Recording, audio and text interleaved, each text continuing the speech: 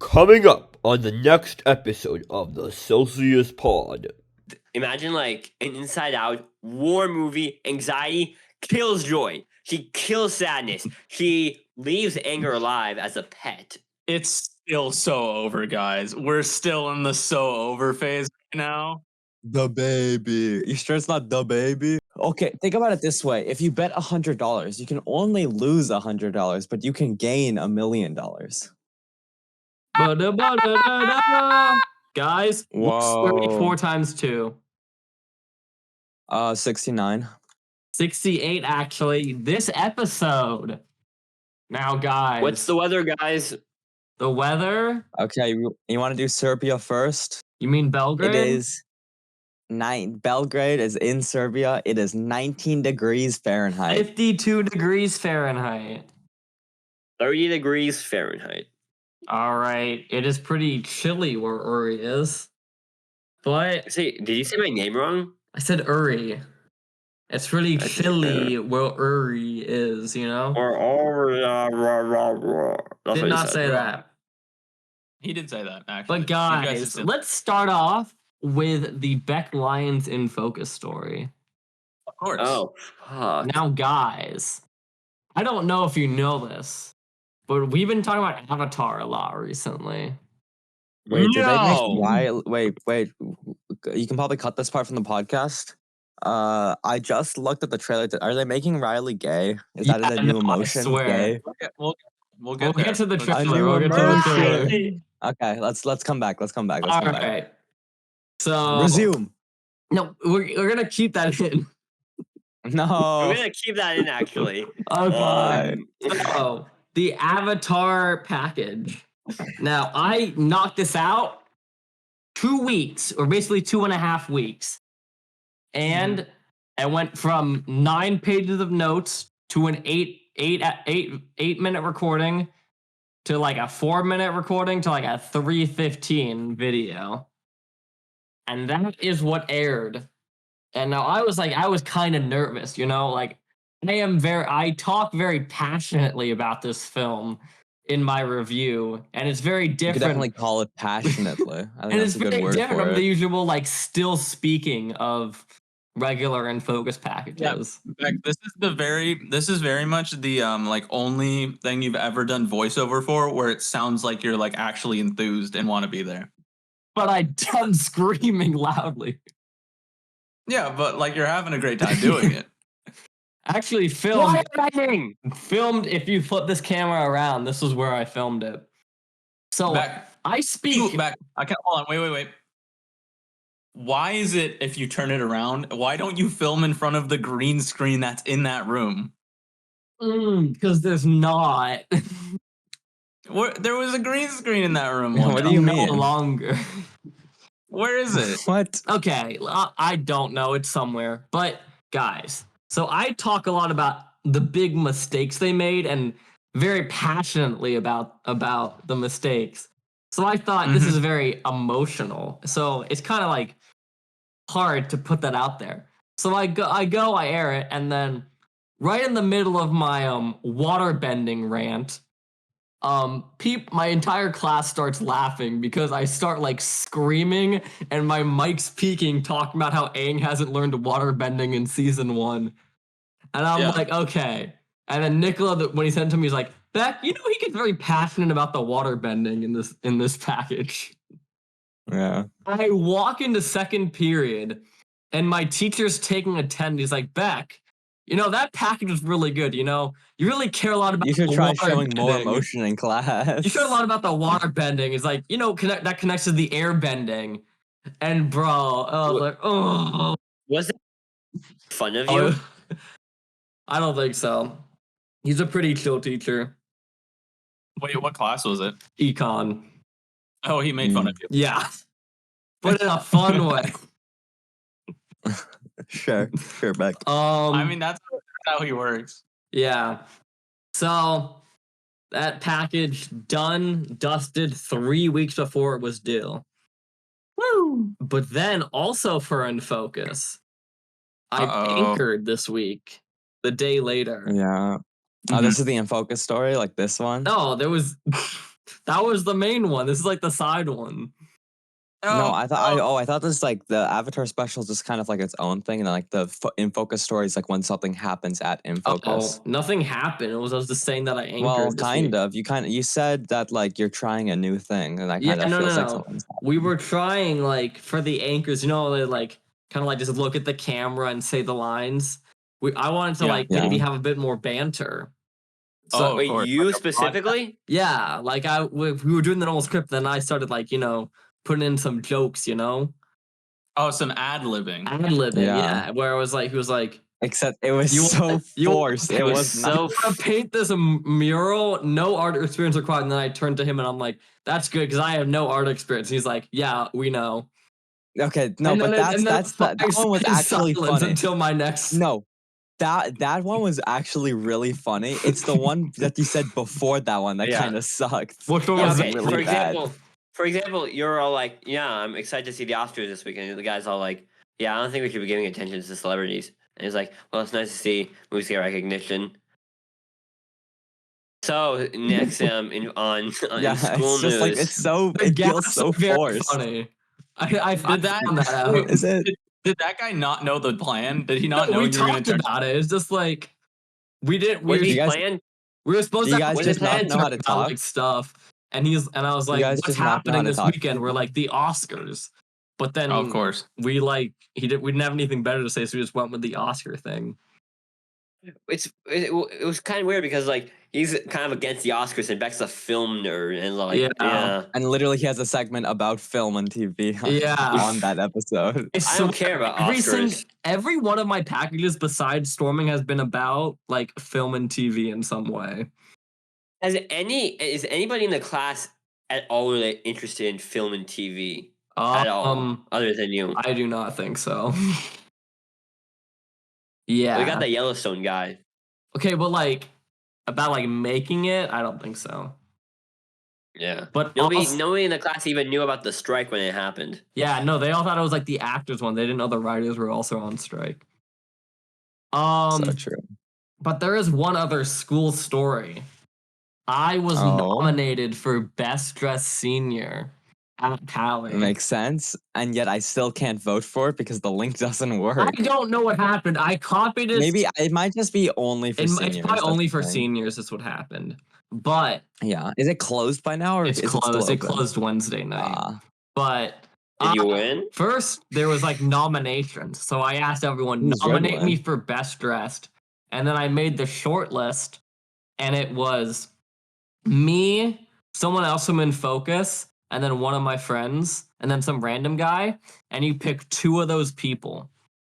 So I'm like, I have a 50% chance at winning this. Okay, so you're in like the semifinals, right? It's in like you have nominations, then you take the top 4 people, and then everyone just votes for on the list. Okay. Yeah. And you're in the top 4 right now. Yes. Damn, Beck. And they take 2. So I mean, if you don't win, that would just not make sense.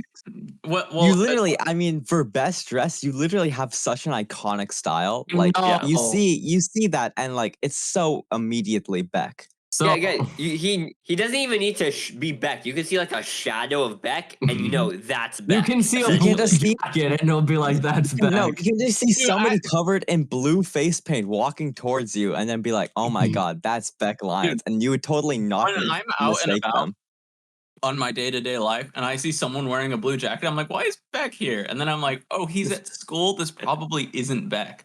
It'd be very unlikely that he's except for that one time I went to the library and I saw somebody with his exact backpack, his exact same blue jacket, his exact same hairstyle, same hair color, same facial structure, but then he stood up and turned around and it was a completely different guy. And I'm like, what the fuck? Yeah. But they said check your emails. They'll email you if you won. Voting ended last Wednesday, or this Wednesday at midnight. Well, have you gotten the email yet? I have not gotten an email yet, but I won't know if I've won or lost. I hope it's not like podcast Oscars. I hope you get first place. Yeah, I have not gotten an email. So sad. Yeah, I hope you don't get like an Aiden situation with his award, where he didn't get it. He just never Well, gets it. yeah, Yeah. I also just like, I feel like I kind of deserve it, but like with all these voting things, it always goes like the most popular people. Yeah. And you're not popular, Beck. You have a podcast. Yeah, you have a podcast and you're on Infocus where you. Okay, but you don't have to be popular if they just look at you and you're literally wearing your clothes in the stuff and you're like, oh my god, that guy has a Beck, style. Beck, you go to parties. You're cool. I don't go to.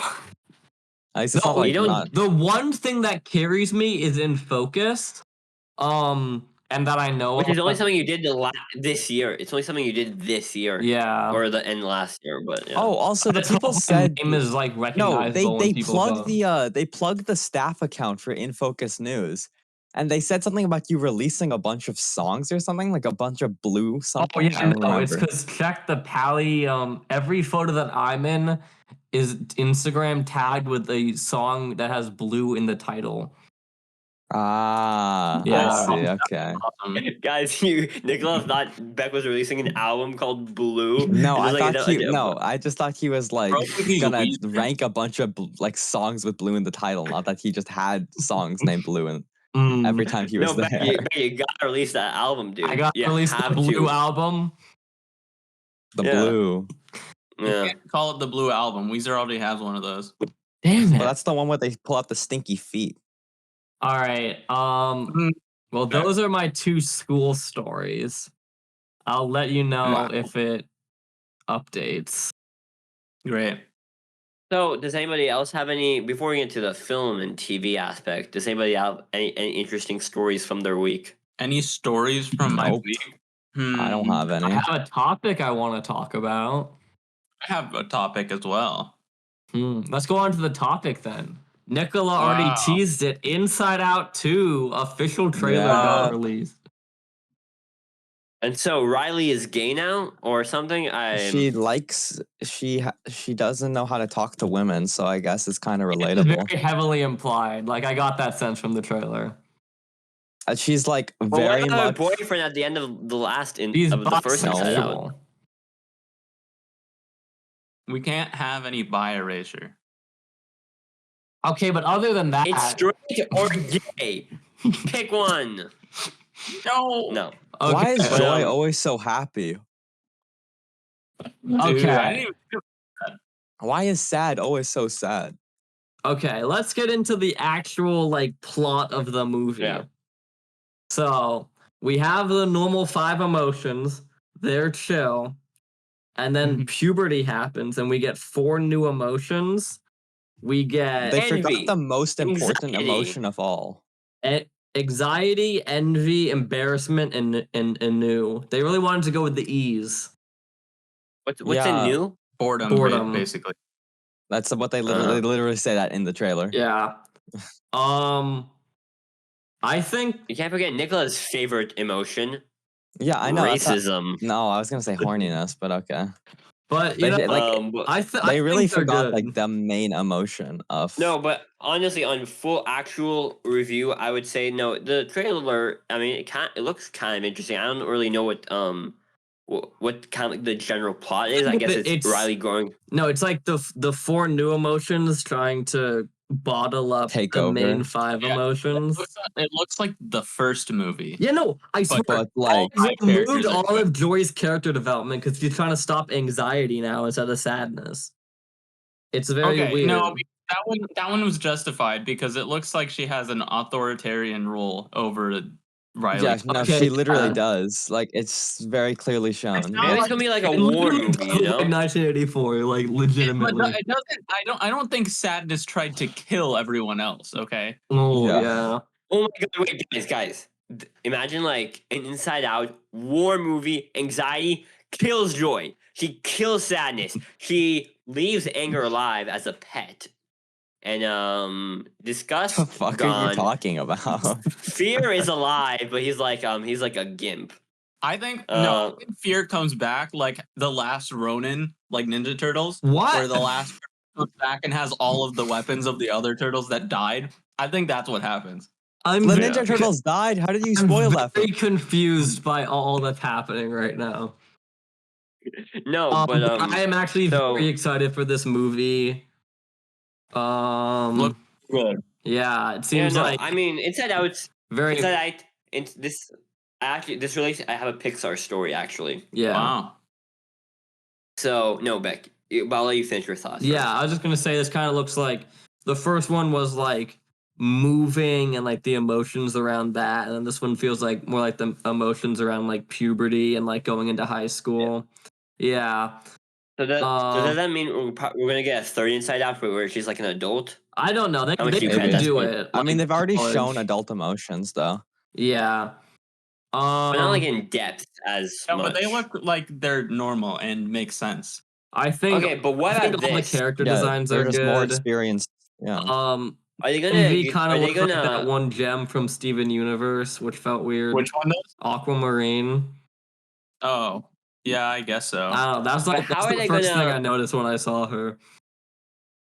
How are they gonna enact for this plot hole? Like, okay, Riley has new emotions, but where are those new emotions in her parents? Because Mm. they weren't in the first movie. Well, I don't know. peop- Maybe No, every- they're adults, so they have stronger holds on those emotions. Maybe everybody in their life goes through like this movie at least once. I was gonna say that until Yeah, but then I both saw Uri you were and about to say Nick. it, so then I tried to steal it from you because I knew Okay. you were gonna say that, so I had to Great, steal I'm it glad from the you. guys said my thing, but louder. That was awesome. Mm. Yeah, Yeah, That is a but, cool idea, though. no, but like I love when I said Aiden's thing, but louder. Yeah, that was. But the thing, I mean, I think that's kind of an interesting theory that to say that, like, every person kind of goes through this, like, war. Maybe, like, the end battle is, like, This war. Why Obviously, you just They're not gonna confirmed actually it's a fight, war now? bro. That's not I know, happening. but maybe it's like the thing, they're going to keep those four emotions down. Boredom, you don't deserve No, to be here. I don't know. Disney This is might not pull gonna a take- Pixar and then No, do because it. you like learn to deal with those emotions over like 4 years. They're not gonna. I don't know. No, you gotta this think about take it place this over way. 4 years. You Or, don't like, think more than Disney 4 would do years, this? Like 8 years. Wait. Is this like for sure Disney or is this like Pixar? It's Pixar. It's Yeah. Pixar Disney. Okay, think about it. Think about it this way. You say they're not gonna kill anybody, but think about Cars 2, the sequel to Cars, and they kill a car in the opening scene, basically. So how do you not know that this one is also gonna be like Cars 2, where it's just a wild spin-off, and it's like they're basically like spies, and then they just fucking die. Alright, speaking of killing people, I want to Wait, talk about Avatar. And then they're gonna make a car, and then they're gonna make an Inside Out 3, and cannot transition to it's just Avatar. gonna be the new emotions that So, are like guys, beating this speaking one. of killing, Back, so back, Avatar back, is very back, funny back, in this back. one way where they're not allowed to say kill at all throughout the entire show. So they always have to phrase it so funny. Like, your destiny is going to end right then and there because of me. It's like stupid stuff like that. It's very funny. I noticed it in my rewatch. Is that all you have to say about that? Because I have another. Oh, is that because you're also watching Overanalyzing Avatar, and Overanalyzing Avatar mentions that all the time? I didn't. I haven't gotten to that part of overanalyzing Avatar. Guys, I cannot I wait to. did finish Avatar, my rewatch. I got to the end. I got to the 4-part season finale. I still have the problem where they introduced 2 Deus Ex Machinas in it, but it's still a really good finale. I can't wait for Beck to have his destiny fulfilled. But guys, can you guys tell me some Pixar movies where people die? Disney's Cars 2. Cars 2. Wait. Before we move on to this, because I feel like this is a transition. Incredibles. I have like another trailer to talk about. Oh yeah. DreamWorks The Wild Robot. I don't know. What's that? Oh my god, bro. Oh, Why'd you scream so loudly, Beck? What the fuck was that? dude, I read Your this mic book. actually peaked. What I the read fuck? this book. It's Okay, a fire book. My Good. one problem with the movie is it feels like it's like over realistic. Like if you look at the cover of it, the robot's very minimalist and the whole thing seems kind of like toned down, but this one it feels like they have so much detail and they overcomplicated the design of the robot. But overall, I'm really excited to see how they do this because it's a really good book. What's what's the book about? Because the trailer looks like it's awesome. Yeah. So the book is I don't really remember it. I read it when I was a kid, but I remember like certain plot beats. So it's this like this cargo ship transporting a ton of robots because you live in a world where it's like kind of like every human has like a robot that like does stuff for them. So this robot, the ship crashes, and the robot washes ashore onto this island. And then he has to learn how to survive, and it's basically like survive. What's the castaway, but a robot, and the robot like learns how to speak to different animals. Who's his Wilson? Do you want me to actually give away what it is? No. Okay. Well, it's in the trailer. Oh, is it the fox? He finds an egg, and the egg turns into like a bird, and he kind of raises the bird. But it's like kind of him like learning to befriend all the animals and like living alongside nature. Yeah. It's it sounds cool. I'm really excited to see this movie. I really hope they don't home it, you know? True. Yeah. I hope they don't. DreamWorks. I hope they don't Doom Syndicate it. I hope you get hit by a fucking car. We can use that now. That's the one for sequels. But no, I mean it looks like awesome. But Beck, you don't like the animation or something? It looks too realistic. Like I preferred the simplistic style that they used for the cover. Like I feel like they really like over designed the robot. Like he has all this random like stuff glowing off of him. Here, let me like skip ahead. Where it's like, I don't know. You kind of like can kind of see it, but it's like it feels too glowy, too much random blue lines everywhere. I mean, I think it'll be cool. It'll be cool, yeah. It's just like one problem I have with it.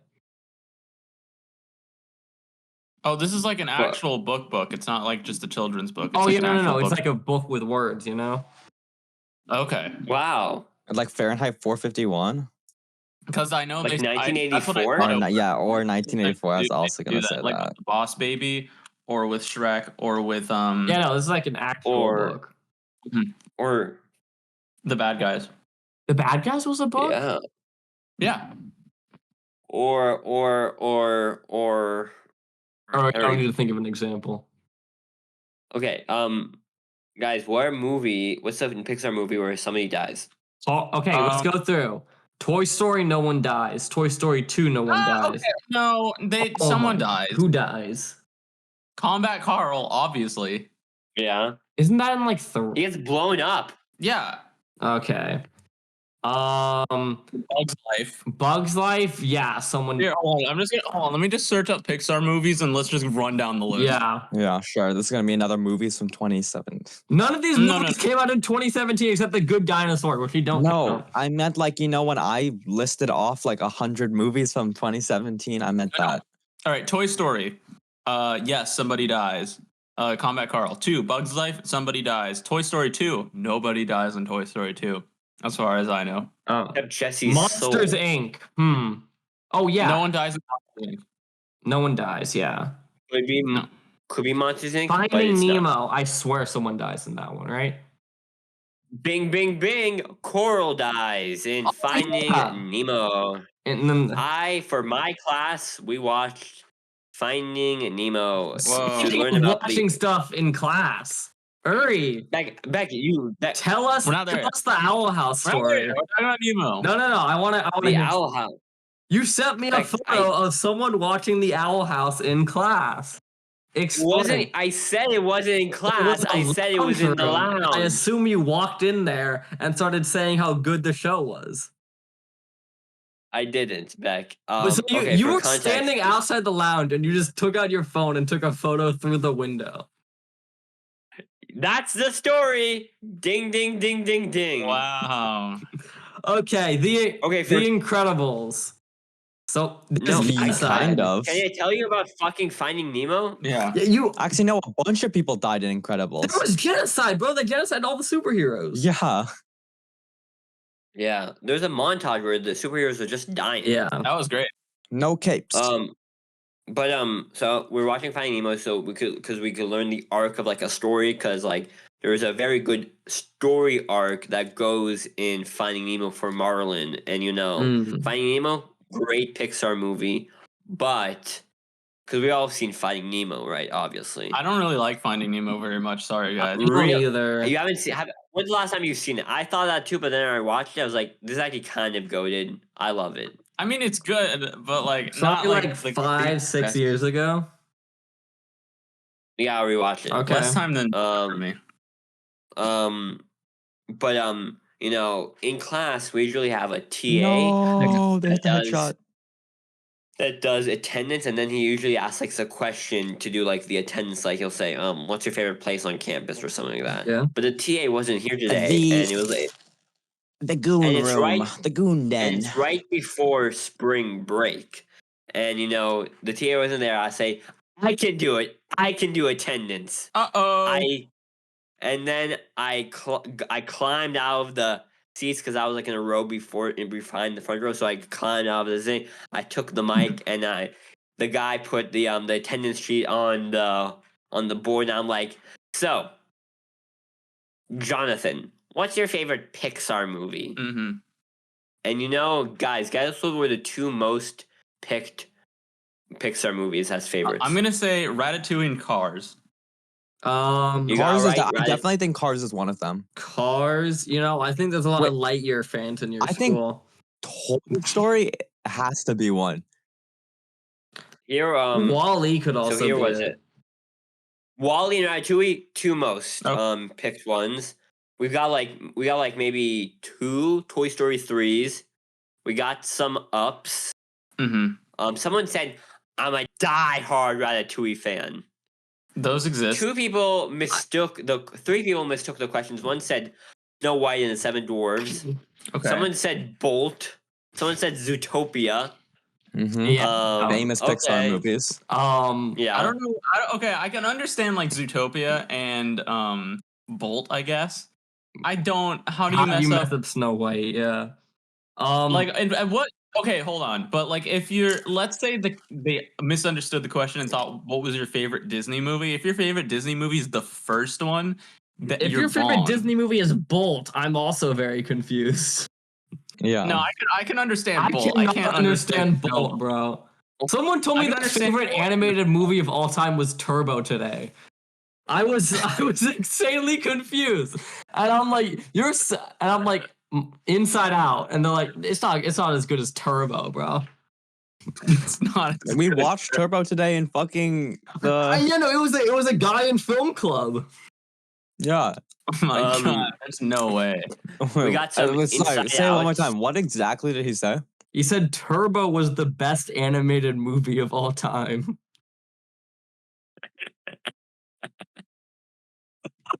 No, not at all. What the fuck? I don't know. Literally any Spider-Verse, animated movie. anything? Yeah, literally any animated movie. You could have said any. It could have said any other DreamWorks movie, and people could have been like, "Sure, yeah, I get Shrek, that." Even Shrek Home? the second, Shrek the third. Not Shrek the Not Third. Home. But the thing I was gonna say about Wall-E and Ratatouille being like the highest is I think those are like, if you were to sort by like critical acclaim, those are the 2 highest, I think. Yeah, Did you see Well, Ratatouille?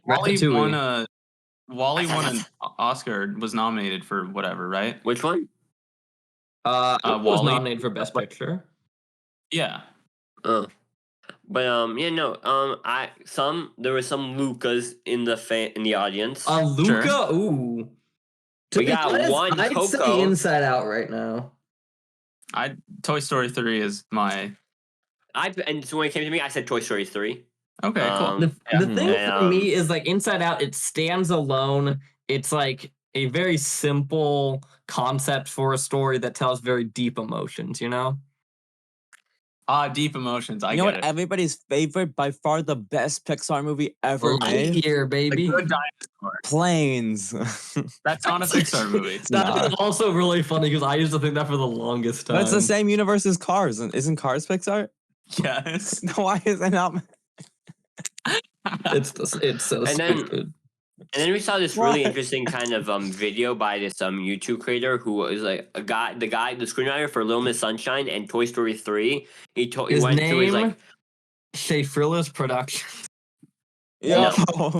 it's a guy. He told us because he did he said he kind of told his life on how the 3 years he spent writing Toy Story 3 and all the mistakes he went through. And it was a very interesting video on how to write stories, because originally he didn't know how to get the idea of the toys being stuck in the garbage bag. So he kind of reversed engineered them being in the garbage bag and kind of worked his way through that. That seems really good. Yeah. And Look at this. That's so cool. so I'm excited for Toy Story 5 is the takeaway. Yeah. Okay, Well, let's you know do how the Beck- you know list Beck- again. Cars 1. You know how Beck is going to put his It's what got me like, into first- racing. you know It's how what Beck- made me a racist. What? Shut up. You know how Beck. You know Cars how 1. Fuck. Hold on. Let me speak. Cars 1 made me a racist. I love racing. From gamer to racist, Gran Turismo. Okay, so you know how Beck is going to put the first funds from this channel into CS:GO loot boxes? Yeah. Yeah. I will put the funds to this channel to collecting all of the characters from Toy Story 3. Like All of Man, Andy's as toys, the at least. toys. Yes, as the real one. We already That's gonna have. take you Here, so long. Aiden, They're I can all- donate. I can Yeah. donate some Toy Story toys. I have a bunch of them. Please. Well, are they No, like I that? even are they- I might have some. Are they like not? Are they like? I have some mini ones, big ones. I don't know. I feel want, like I the- low-key want got the some. normal ones. Okay, Oh, can we get back to no. the kill list? Yeah, of course. Cars we can get back 1. to the. Killish. I don't think anyone dies. Yeah. No, nobody No, died. Cars 1, nobody dies. Ratatouille. Why do you keep saying somebody- Ratatouille like yeah, that? Don't say Ratatouille, but also someone How do you probably say died. it correctly? Ratatouille. Ratatouille. You're saying Ratatouille. Ratatouille, not Ratatouille. Ratatouille. It's not like you're firing a gun. You're like Ratatouille. It's Ratatouille. One Ratatouille. Ratatouille. Ratatouille. Ratatouille. That's how you Not say it. Ratatouille. Ratatouille. Wally, I swear someone dies in this. Everybody dies in Wall-E, the whole planet. Or Yeah. they go up, actually. Well, Well, some of I'm them gonna had go to have down. died. Yeah. Do we But count not on that? screen. I don't know. Does the plant die? No. No. No, the plant doesn't die. Nobody dies on I know someone definitely dies in this one. Charles his Muntz. wife. Okay, but Charles his Muntz wife. also dies. And the baby. That's 3. Who's Kill the count- baby? The baby? Oh, The that's baby. dark, Aiden. That's dark. We're counting I everything. did not expect you to go there. bro. Aiden counts miscarriages. Whoa. The baby. You sure it's not the baby? Toy Story 3, no deaths in that. Okay, movie. I trust They're Aiden. on that. about- Cars 2, 40 people died. It's a spy not movie. 40, it's way more. It's global genocide. Brave. Oh, they kill the bear, right? I don't know if they killed. I No, guess no. Because Yeah. remember, there's the prince that turned into a bear, and then I think they killed the bear in the end. And that's technically a guy Mm. who was turned into a Okay. bear. I don't remember this You're movie right. at all. I'm going off my Yeah, it was a different animation studio. No, it's Pixar. No, it's Pixar, but it was a sister location. Was it? Monsters University. I just rewatched this and no one dies. Yeah. Somebody gets really Are scared. you sure nobody dies in that movie, Beck? What are you gonna say? That nobody dies. Inside Out, Bing Bong dies. Good Dinosaur, yeah. the guy's dad dies. The Finding Dory? Velociraptor, right? Oh, the dad dies. Oh, really? I don't remember that. I just remember guess- this movie, Aiden. I don't want to rewatch it. That's like the whole thing. That's like the inciting No, incident. he gets washed away in the flood, right? His dad dies. His dad doesn't he? dies in the guys. same flood. Guys, No, there's when- a movie. There's a movie coming up that has whole movie is just death. What? Oh, Coco. we're not even there yet. Finding Dory, no one dies. Cars 3. No. Cars 3? What? Doc? He died in 2. Well, yeah, but that was off screen. No, Doc is in 2. No, he's not. Yeah. Yes, he No, is. he He just isn't. And does. Lewis Hamilton's in 2. No, He doesn't speak it to, but he's and in Sergio two. Perez. He's in the background. Oh, sorry, Sebastian Vettel. He's there. No, Where's he's Sergio- where I don't remember. don't That they was go to Lewis the Hamilton, though. museum in 2? No, Doc is in 2. He stays at Radiator Springs with with the fire truck and the old ass car. Someone fact check him on this. The fucking World War II car, literally which right. implies that there's Hitler, which also It's implies that there's Doc and there's in also the Pope, which Cars also 2. implies. I love my favorite channel on fucking my favorite account on like TikTok is the Doc one not in that Cars connects the 2? car universe to like I guess he's not. various Never mind. political events in real life. Isn't that It's one like- where they connected to like 9/11? Like, how did Nissan Al-Adid take control of the Iraqi government? Okay, but guys, does anyone die in Coco? I'm not sure. I don't No. think so. No. Yeah. No. Incredibles 2, I'm pretty sure someone probably dies in Incredibles 2. Really? Oh, the Toy dad, Story the 4? the dad of Saul Goodman. True. Toy Story 4. 4. No one dies in that movie. Onward, the dad. It's like a his it's like a feet- bring his back to legs life. die. Well, he comes back in full at the end. Yeah, but then he dies again. Yeah. So yeah, he dies. Soul. I don't think anyone dies in Soul. I don't Yeah, remember no one that can part. die in Soul. Luca, nobody dies in Soul. Turning Red, nobody dies. There are dead people, Lightyear? but nobody dies. So Dan Hussein, that was what? Lightyear, That's I don't what know. I it didn't was. watch Lightyear. I swear that woman dies. The Yeah, no, gay the woman. people die in Lightyear. Doesn't the gay woman die does of die. old age? Because I remember they show her like Wow, Beck. aging. She dies, right? Oh yeah, because then it's your daughter, right? Yeah. Yeah. And then Elemental. Beck, does anyone die in Elemental? You know, there's a very tragic scene where Wade goes to hug Ember and he puts her out and she dies. Very emotional that's scene. what- You had all the kids crying. No one dies.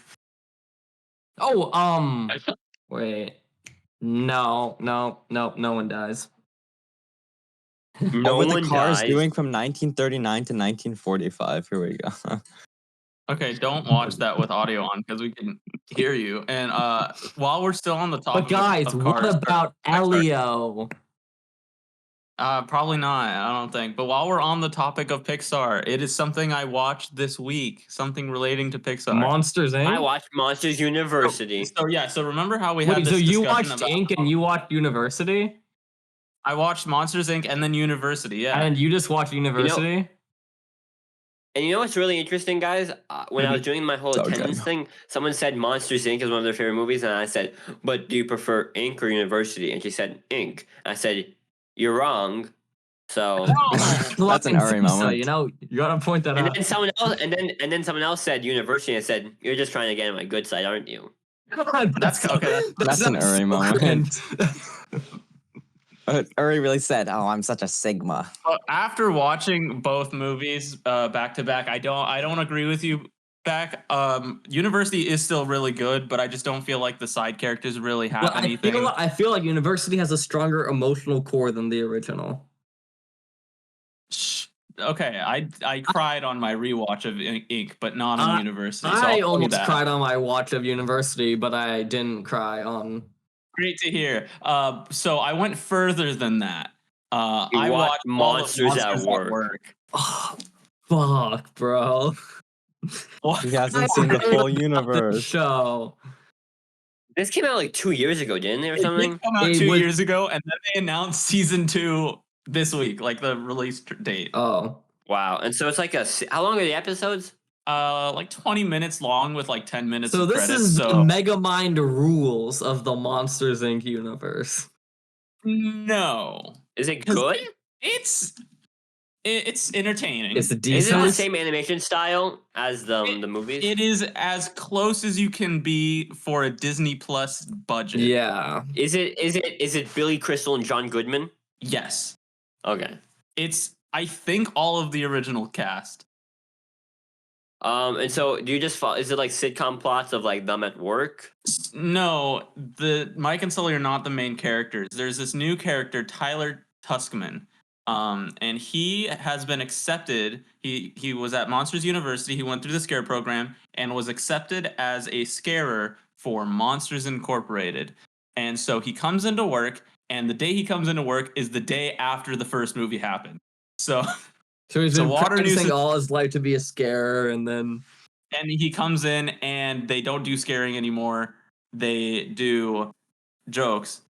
I wonder how this impacts the economy of the monsters world. Like, okay, they have companies, systems built on the foundation of scaring, and then some one little girl says it changes the whole company's vision. People are gonna get out of jobs.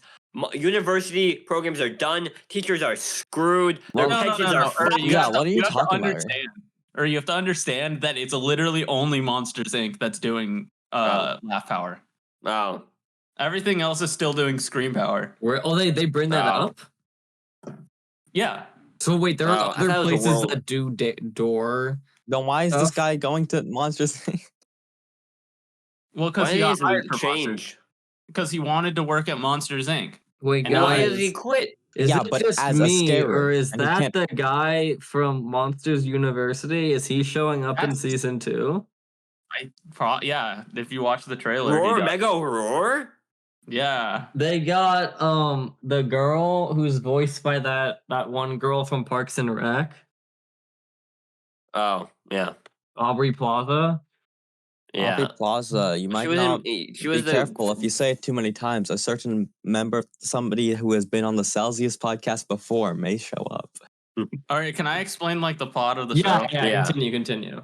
All right, so he gets his job at Monsters Incorporated, but they don't do scaring anymore. Now they're jokesters.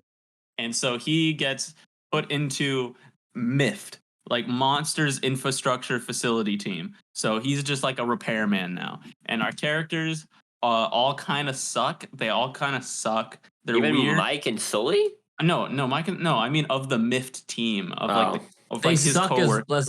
as characters or at their job. Or as actions? As characters, I don't really like most of them. The Mindy Kaling character, not very cool. I don't like her very much. So you're saying you don't like the person that brought you Velma? This is very shocking. Yes, she was not very entertaining. You're gonna get canceled. There was Cutter, who is also not very entertaining. She just kind of talks about everyone that died working there.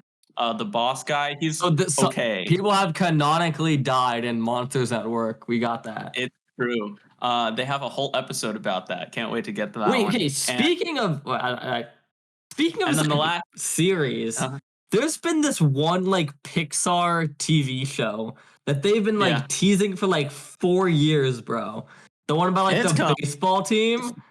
Bro, I've been waiting for that for like 4 years. When is that actually coming out? I thought this year. Yeah, but like I swear, like when Disney Plus was first announced, they were like, guys, we're Pixar original TV show. Big I shot. think they're actually putting a budget into this one. I think that's why. Like I'm actually legitimately excited for it, but it's just taken so long. It's crazy. Yeah. But then the one other character that's entertaining, his name is Duncan. He's like the Dwight Schrute of the team, and he's kind of funny. He's an asshole. He's voiced by Rainn Wilson. I don't know who he's voiced by. But so episode 1, he joins the team. Episode 2, he is initiated into the team.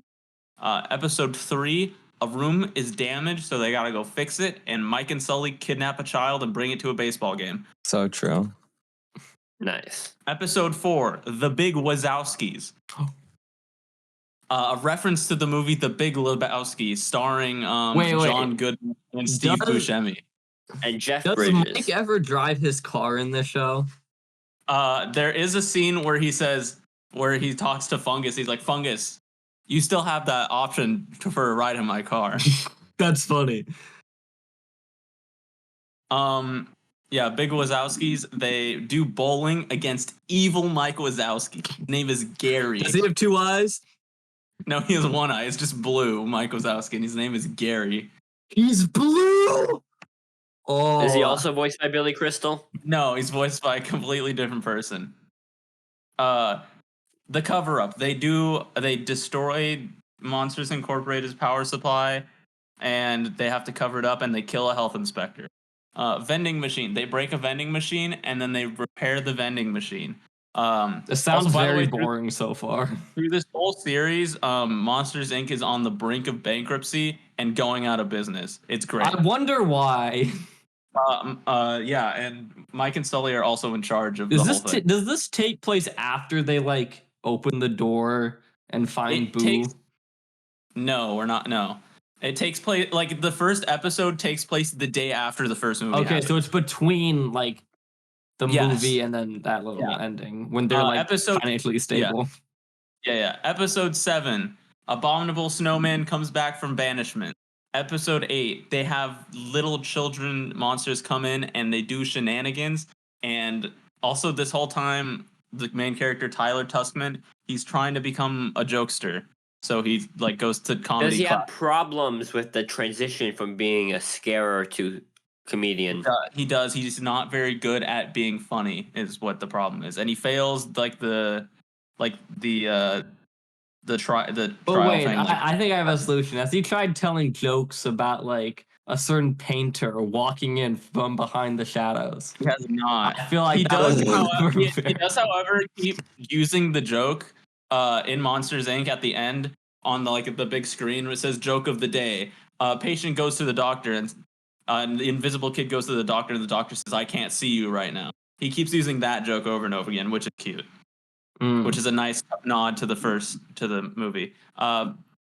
Episode 9, one of the guys that died in the MIFT team, it's his remembrance day, and Tyler loses the clump of his hair that they have and Duncan's pet gerbil thing, and he has to get them back, and he dies and goes to heaven.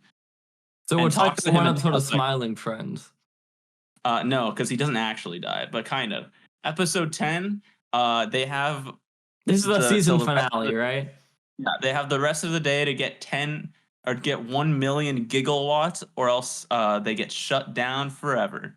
And guess what? They hire Tyler to be a jokester for the day, and they get 10 million gigawatts. And also, he's the one that like comes up with the creation of the big tanks that they use in the end of the first movie. They were just still using small tanks, and they were just overfilling them. Yeah, and then they start using the big tanks at the end of this episode. And then the end of this episode, he becomes an official jokester, and the end of the episode takes place at the same time as the Boo's door scene from the first movie. So you have like the Mike Wazowski comes out of the door and Mike and Sully talking, they reanimate that thing, and then the newspaper bit where his face is covered up on the magazine. Yeah. They reanimate that bit, and they have Sully looking at his clipboard, but it cuts to the the characters of this show. So like at the end of the finale, Sully goes to Boo's door while the finale happens. So we'll see if that's incorporated in the Monsters Incorporated in the next season. All right, and that's been announced for this year. April next year, yeah, or April this year. May 5th on Disney Plus, because I don't think Aiden's buying cable for this. No, but I would say to watch it. It's pretty good. I kind of want to watch it. I think I remember watching like the first episode in like when it first came out. I totally watched the first 2 episodes when it came out and then stopped. I remember watching a review for it. So some of the episodes are good. They're like not boring. They're fine. I was just like, let's watch the Monsters Inc. stuff, and then I watched it and it was like cool. Yeah, we're on the Monsters. Wait a minute. Uh-oh, he's getting his Monsters U hat again. Whoa. Uri, are you just in your underwear right now? Bro can't even put on pants. Uri, we're gonna have to blur your camera.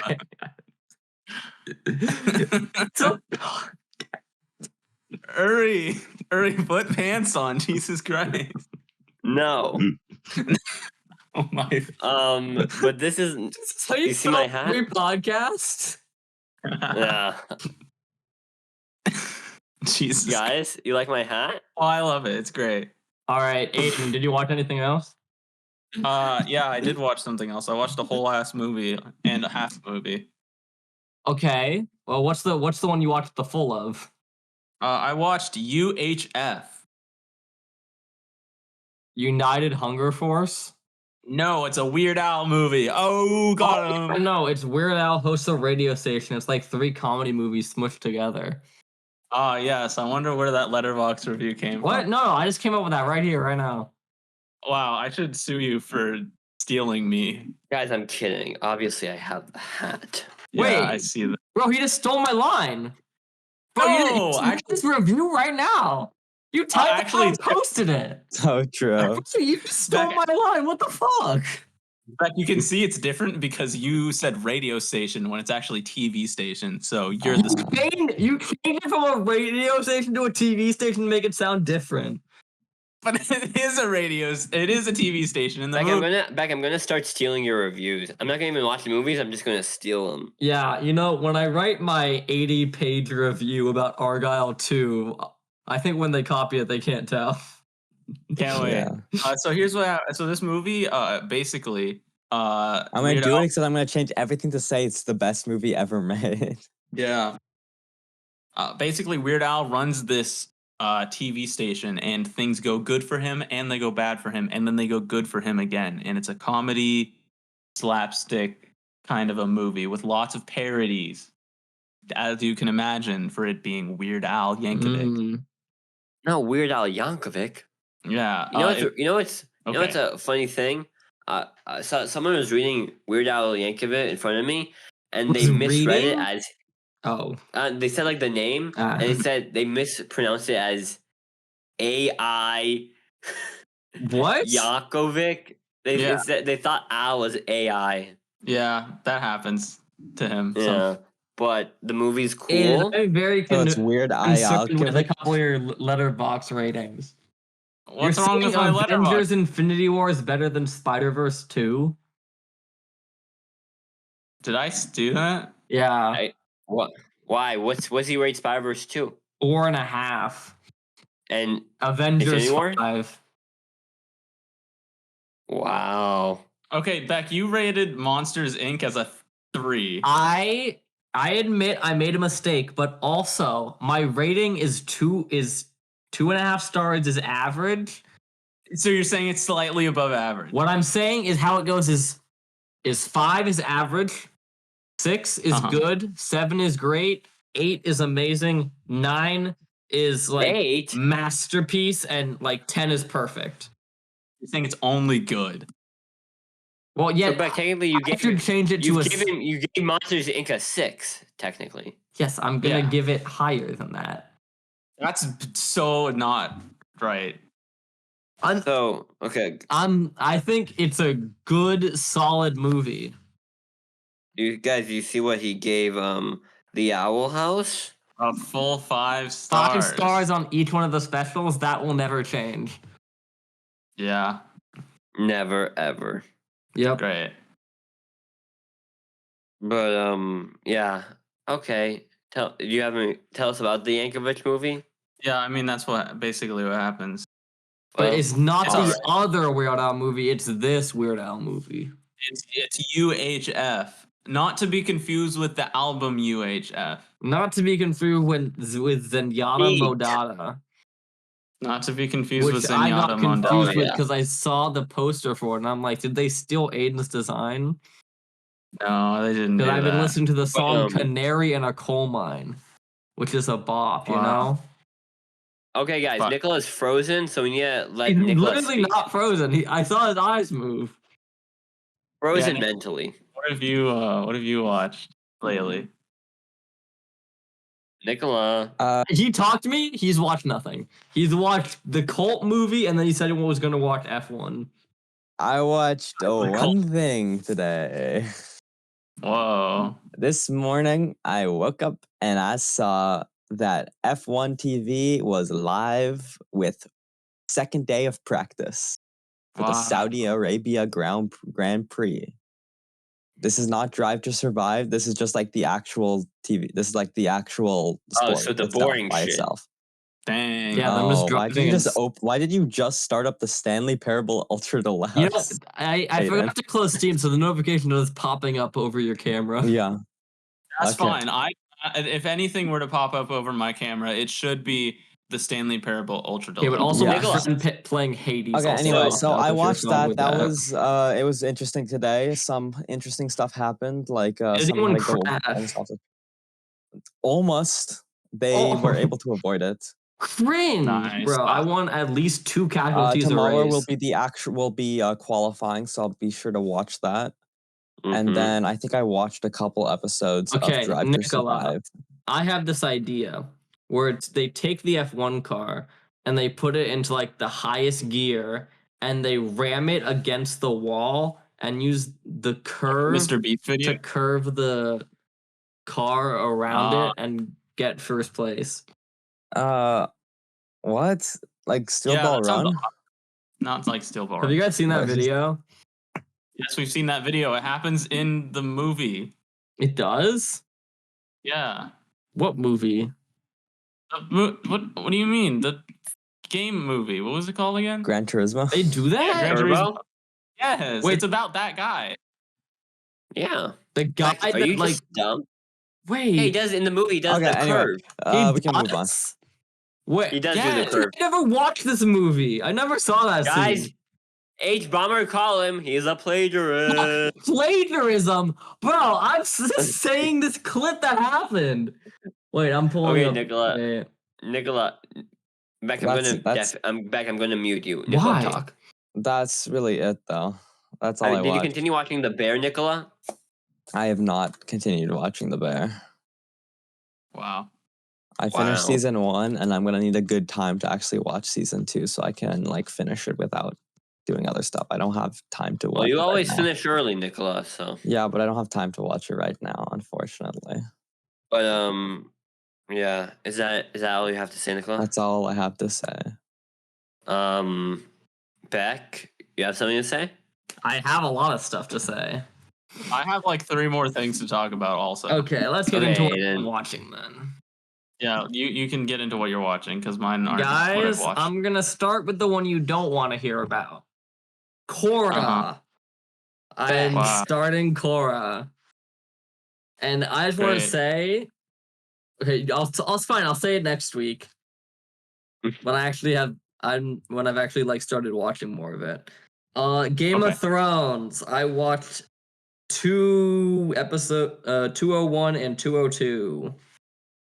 And it's still going good so far. Very consistent, introducing new characters, going to new locations, broadening out like most shows do in season 2. But isn't there? Wait, what show are you talking about? Korra, right? Game of Thrones. Oh, Game of Yeah, Thrones. Or, Yeah. Sorry, I was doing some more hand sanitizer on my hand for a second. Your Game of Thrones. Okay, that's cool. You're in season 2. Season 2, episode 2. Yeah, they've just been like introducing new characters, going to new locations. So now you're in the War of the 5 Kings. Essentially, you're in the peak of Game of Thrones right Oh now. my This is god! the Speaking peak? about Game of Thrones, Alt Shift not- X posted a video a day ago called "The Real Jon Snow." This goes in theme with his last video called "The Real Tyrone," where basically he compares the books to the show and sees how they differ and how they're similar, and then kind of it's really good. Mm, He does a really good rap about Tyrion, but I don't want to hear I that. don't remember that part. Yeah, I don't know about that. there's a good rap I'll send you. So, but no, you're in like the peak of Game of Thrones, which is like season 2 to season 4, and season 6 is kind of a good one. But those are the peak. You're getting Robert's side versus Tywin's side, and like Yeah. a pretty big war, and then some other kings getting in the war, and you're in like the peak right now. Things are kind of reeling off since in season 2 off of Ned's death, correct? Yes. Yeah, I mean, I've been consistently watching it and I will continue to watch it. All right. Thing that I watched right before the podcast, the first episode of Pokemon The Horizons. Now, Wow. this is the new Pokemon anime. For the past, like, I want to say like 20, 25 years, it's been only the anime following Ash Ketchum throughout like all that time. But All that time? but now they're doing a new one with new protagonists. And so far, we have this one girl, and she's from the Scarlet and Violet region, and she goes to a boarding school in Kanto, and she's like nervous, very awkward, and then she gets her partner Pokemon, and Beck, you rated the Batman's 3.5 stars. Oh my god, bro, that's not high, bro. That's high. That's saying the movie's great.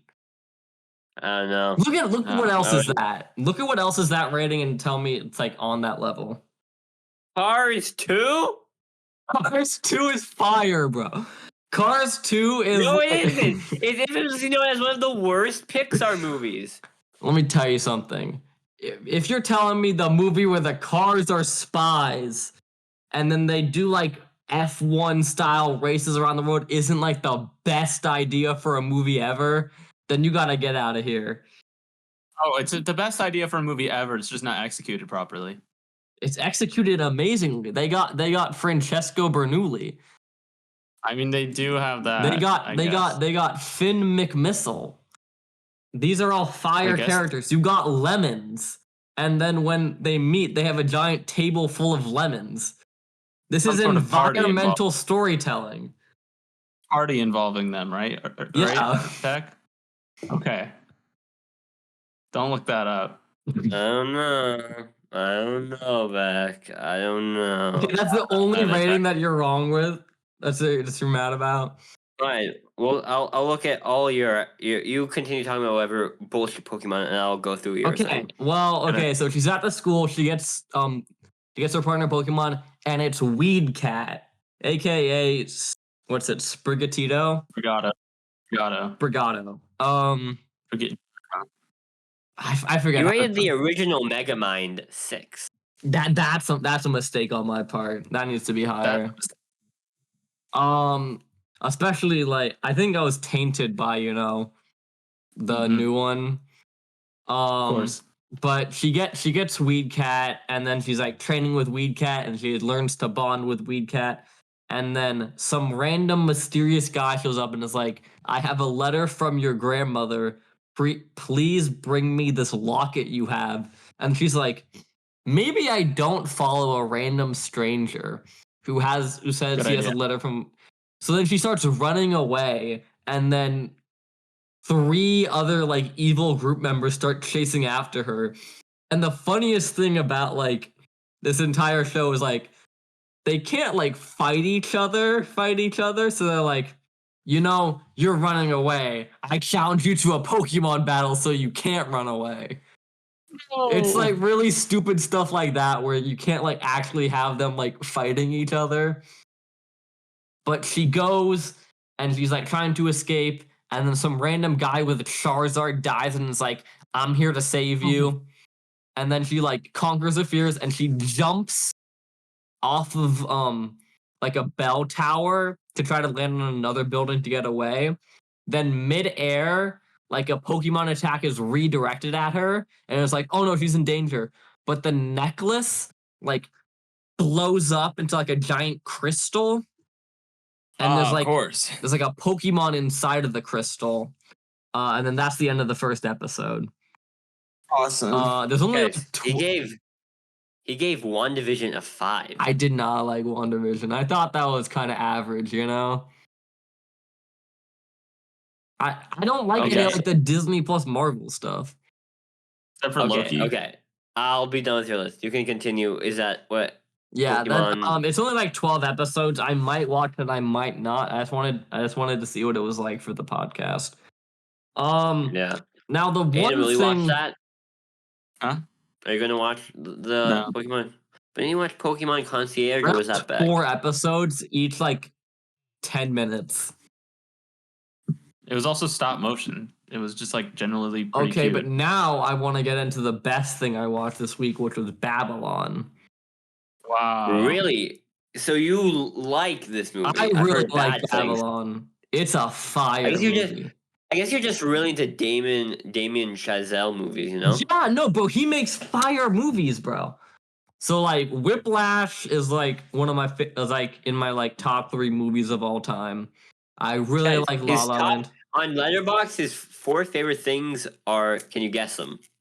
The Owl House, the Owl House, the Owl House, and Whiplash. I was gonna do the 3 specials, but I thought that might be a bit too much, so I only used one. Owl House, Into the Spider-Verse, Whiplash, and Palm Springs. But Aiden, guess which Owl House one I used. Probably the finale. Thanks to them. Oh, okay. My favorite of the specials. Yeah. Okay. What was I talking about? Babylon. Okay, so this movie, it takes place 1926, I think. Heyday of the Hollywood. Yeah. Uri, have you seen this? No, but I know a lot about the Hollywood history during that Okay, period. yeah. 1926, silent movie era. We open, there's this guy, and he's like carrying after an elephant, and he's like, I need to get this elephant to the party. And it's this giant like Hollywood party. Everyone's there. It's like full of like all these people. They're dancing. They're doing like a ton of weird shit. And then the elephant wrangler. What do you mean weird shit? Like it's an orgy. No. So, Right. and so this elephant wrangler, he's at the party, and then this random woman comes up, and she's like, I'm trying to be a famous actress. They do cocaine together, and they're like, if you And this could, is Margot Robbie? Margot Robbie, yeah. And then they do coke, and they're like, if you could be any place in the world, would you be? And they're like, I would want to be on a movie set. And they're like, we're both gonna be on a movie set together. And then there's some string of events. I don't want to get into it. Margot Robbie gets cast as one of the people for one of the films, and then the horse wrangler or the elephant wrangler guy gets an assistant job to like a famous actor. And so the next day they both go to film the movies, and like this is my favorite scene of the movie where it's like it's like this crazy film set where it's like they're filming 8 different films at the same time, and it's all silent. So like you have everyone like screaming over each other, random people walking around. It's like so chaotic. They have one scene where it's like 100 people on each side both charge at each other. It's this extremely chaotic scene. But then Margot Robbie, she looks really good in the scene, and the other guy runs and he takes a camera and he's able to save the film because they destroyed all the cameras. They all get together, and then What's like the villain of this movie? Is it like Tobey Maguire?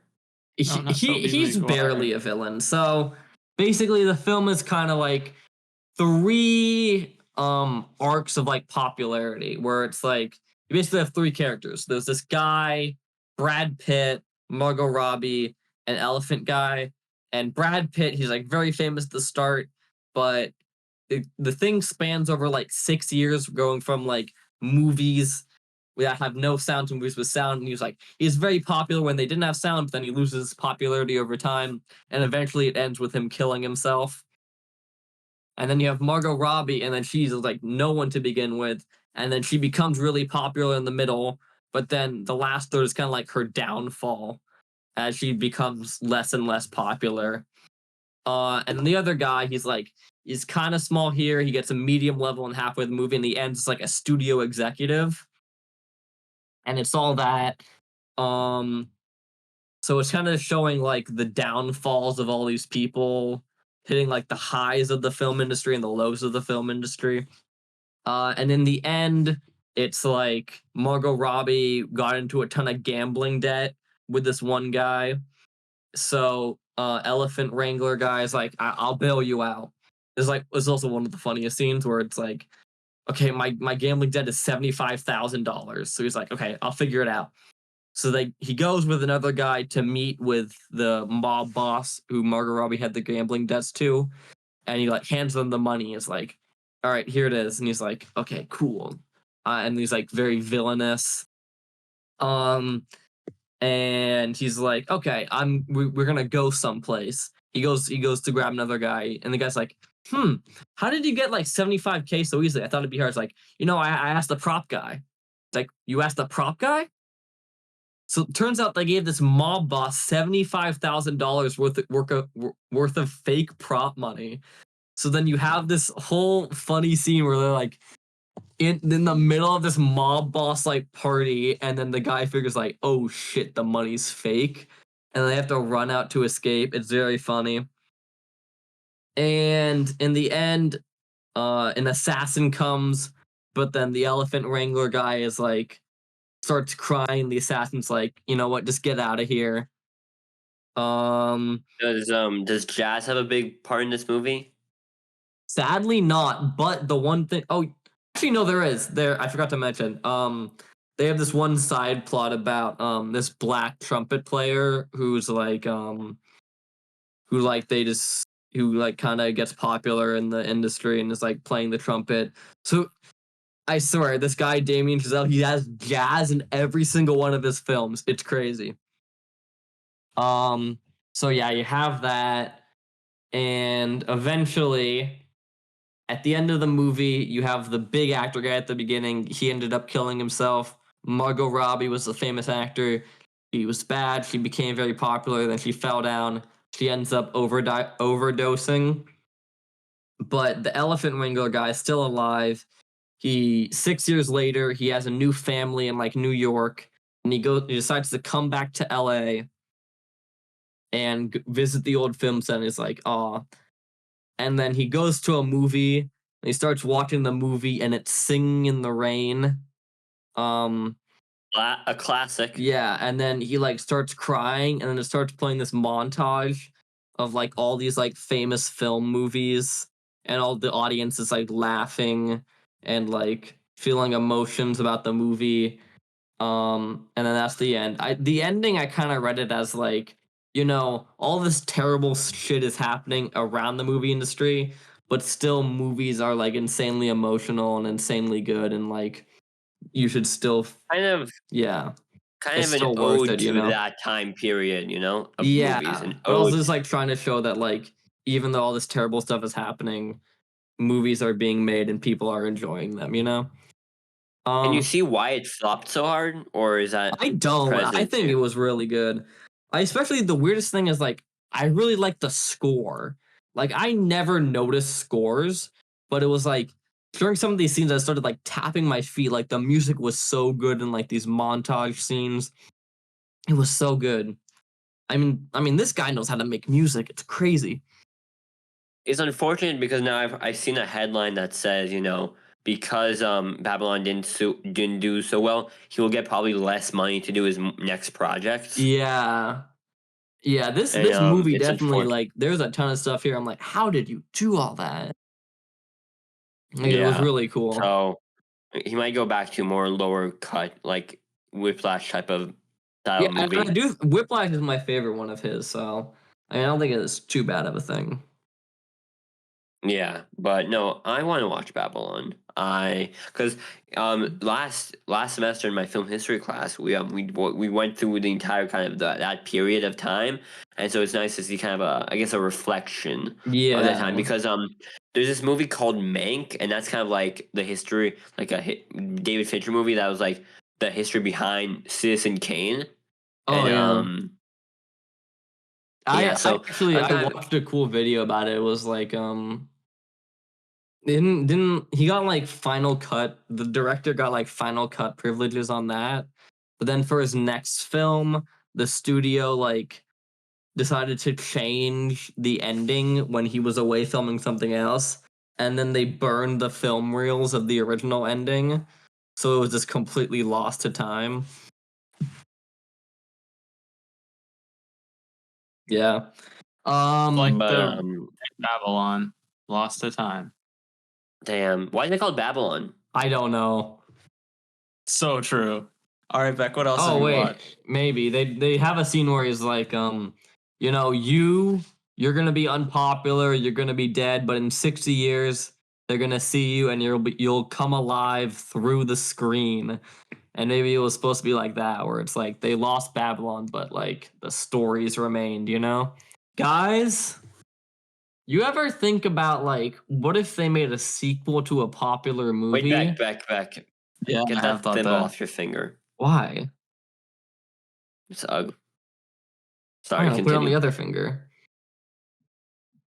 Frank. Okay, but guys, imagine they made like a movie where it's Yeah. like they're on a desert planet and there's Yeah. like a giant worm. Yeah. And then My imagine desert, my Arrakis, my my Dune. Part 1.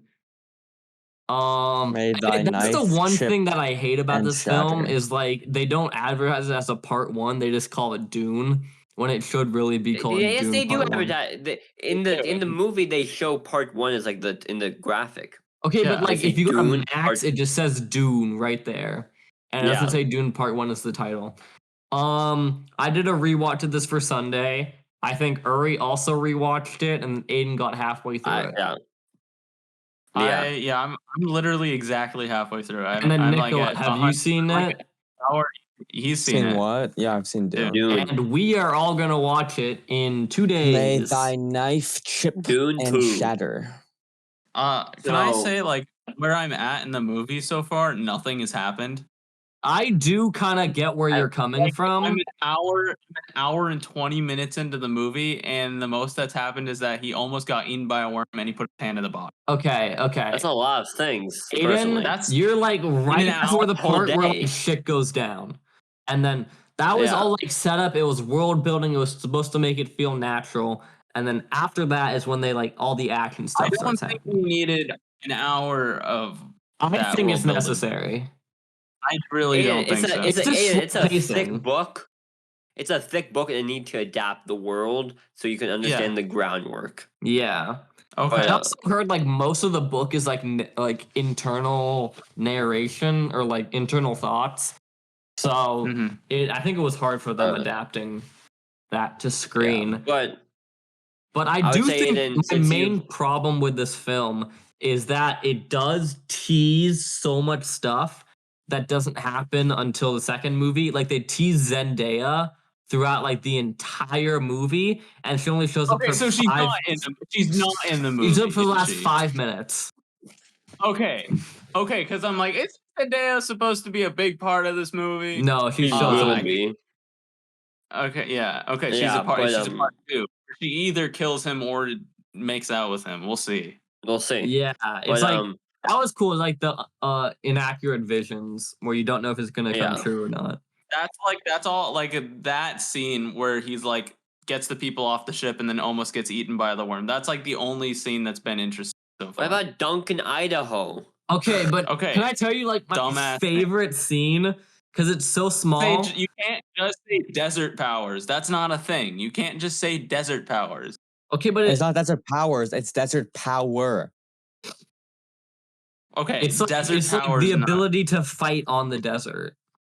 Yeah. Okay. It's like, but like, it's not literally saying that desert gives them superpowers. Aiden, you're at this part. It's like when they introduce the guy from the Fremen and he walks in and he just spits on the ground. And then it turns out that's like a way of like showing respect. I thought that was a really cool. It was like subversion where like it makes sense that like water is very sacred to these people. So spitting is like a sign of respect, even though like Italians must go crazy for this movie then. Damn.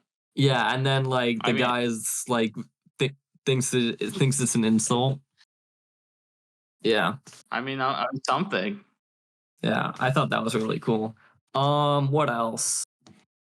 But yeah, no, I would say I think the visuals on this movie amazing. Like this, like the design of the entire world and all the this stuff is so good. Yeah, no, I would say it really kind of feels like an epic in a lot of ways. It's a very good movie, and I've heard Dune 2 is even better. Yeah. So I've heard, and I quote, Dune 2 is the Twin Towers of our generation. No. I think you said instead of twin, you meant to say two. Yeah. Yeah, I said Dune 2 is the Twin Towers of our generation. Two towers. What's Two Towers, though? It's the Lord of the Rings, the second one. But No, but I can see. I see what you're saying. In the first half, it does get a little bit long, but once the shit goes down, it's a bit more exciting. And that shit should only amplify for Dune too. Yeah. Okay, but let's I'm move on. surprised you hadn't seen it. Yeah. Well, You're surprised he only watches animation, Beck. No, he watches live action stuff. yeah, I Yeah, watched like Argo. Kaleidoscope. His favorite movie is Kung Pao Enter the Fist. Yeah. The most that is animated in that movie is the poorly CGI cow. Okay, well, who else has something they got to talk about? I do still. Is that Aiden Shoemaker? Oh, you What? said you Did had you one wanna and a talk half films. Yeah, I talked about those. I still have other stuff to talk about. Hmm. Uri, do you have anything to talk about? You want to go first? Sure. Let's see if let Uri, me go through my roll. knock out the dark documentary first. No dark documentary this week. Only a happy documentary. He watched the Yeah. Cheetos documentary. No. Flamin' Let's see. Hot nominated for Best Original Song. Yup. Let's see. Rolodex. My Rolodex of film in my memory. Wow. Let's see. You don't make a list, Uri? You don't check it No, twice? I use. You don't know if it's naughty or nice? Why would it be naughty? That's weird. What Ew. I Ew, what are you we've already talked watching? about. I've seen Monsters University, and so course. that's kind of fun. We watched for my film history class. We watched the pilot episode of Pee Wee Herman's Playhouse. That shit was brain Awesome. rot, but in a fun way. Kind of should- nuts. okay. Uri, you should watch at least Pee-wee's Big Adventure. That movie's really funny. I know. I don't think I could handle it. I think I might explode from watching No, it. it's like relatively. He's like toned down. In that movie. Okay. It's very entertaining. His bike gets stolen and he has to go find it. Yeah. Did you He guys goes know to that Paul Rubens jacked off in a theater? What? Probably. He probably had the Doom bucket. That's probably why. Yeah. But no, it was I would see how a kid could like it, but I feel like if I watched this as a kid, I might die. If that makes sense. No, Pee Wee Herman's great. No, that's a great show. And then we also watched an episode of Fraggle Rock. Fraggle Rock's also good. I preferred Fraggle Rock because I think it was actually had a narrative to it. Yeah. And they talked about like death. They were stuck in like a cave or something. Yeah, but what? But what about John B. the Genie? Do you not like John B. the Genie? He's the guy from who's that one song. No, yeah. Do you know where he's from? He's from He's Pee-wee's from the Playhouse. song, right? He's from Pee-wee's Playhouse. Cowboy Curtis and John B. the Genie are both Pee-wee's Playhouse. Really? But Yes. Did not know that. I thought it was the original character for the song. No, why would there be original characters in the Ultimate Showdown? Yeah, anything else you watched? no. Let's see. What else I have watched? Let's see. I've been watching like this kind of the only live action sitcom left on Fox, Animal Control with Joel McHale. Oh, That yeah. one recent? It's fine. There's nothing to it. It's like, if the name, you kind of get everything from the name. Awesome. They control you the guess what it's animals about? with their minds, right? No, it's about like Ravenwood. a workplace sitcom about like, I don't know, animal control. Oh, I've been seeing ads for that, I think. And it's the only live action sitcom left on Fox, guys. Yeah, I think I keep seeing ads for it. It looks very unfunny. Fine. But yeah, I've been keeping up with watching Abbott Elementary every week because that's like pretty good. The actress for that one, best lead actress in like the Emmys, I think. Good for her. For comedy. Wow. And I'm just kind of waiting. I'm kind of waiting things out until we get to June because that's my month, guys. That's June is gonna be also my my TV. month. That's also not my month. It might be. I don't know. You have Inside Out too. And Deadpool. Oh, Is that yeah. July? Wait, and Deadpool's that month? Thought so. Bro, That's wait. July. June's about to go like so hard. That one Yeah. might be July. Could be Guys, wrong. we might literally have like a 2-hour episode that. June. I'm excited. for June. Let's just recap. The Bear season 3, House of the House of the Dragon season Dragons. 2. and The Boy season 4, and something exciting that's coming Inside Out soon. 2 and Deadpool 2. Next week, Invincible is coming back. True. It should never have left, but it's coming back. Yeah. And Nicola's finally gonna get to talk about things then. True. And yeah, no. Let's move on to Aiden to top it off. All right. I've got, I guess, 3 things: a quick thing, a longer thing, and then a longest thing. So, number 1, you guys know how physical media basically doesn't exist anymore? Yeah. What So, about Pokemon cards? okay, well, I mean, like, for like movies and music and such.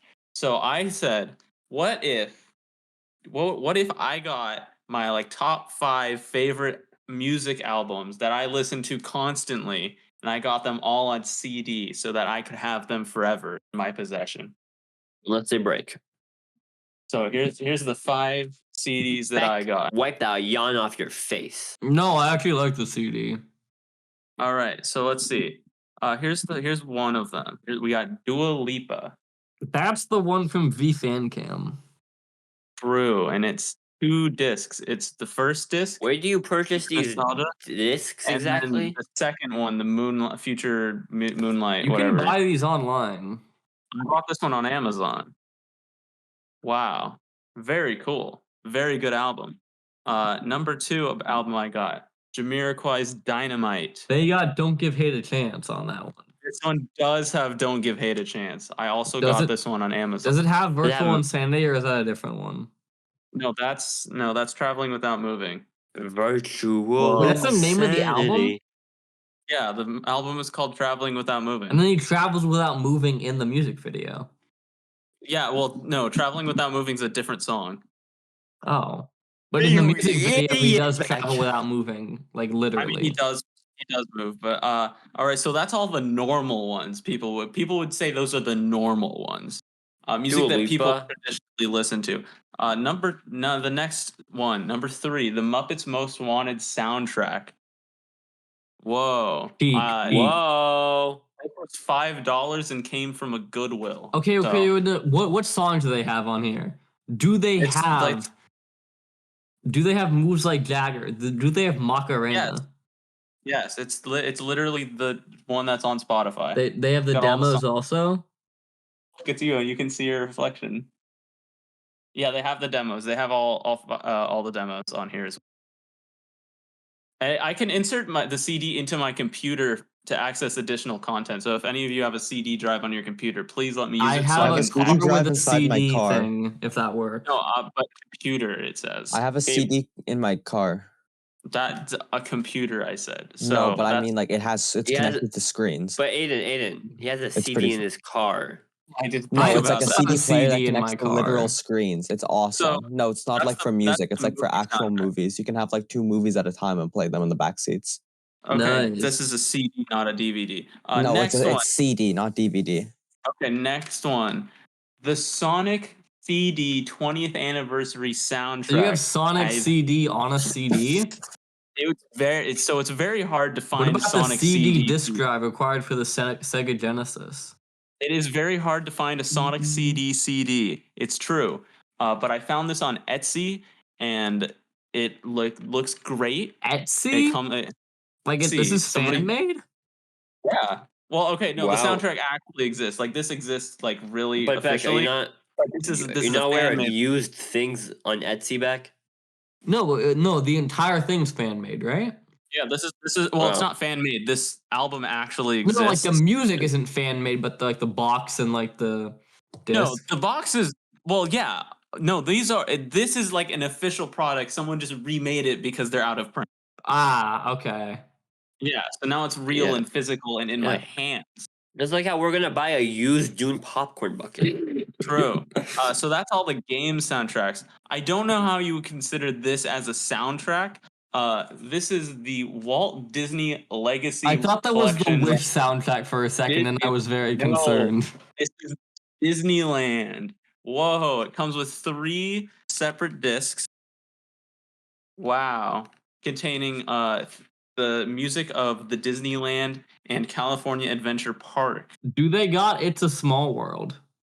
Yes, they have. Yes, they have. It's a Small Cool. World. That one is a very obscure ride. I don't know if you've heard of it. It's kind of near the back. Highlight Oh. includes the bakery theme, the Boudin bakery theme at the California Adventure. That one goes crazy. That's all I have to say about that. And this one also has like an art book in it, so that's cool. Oh wow.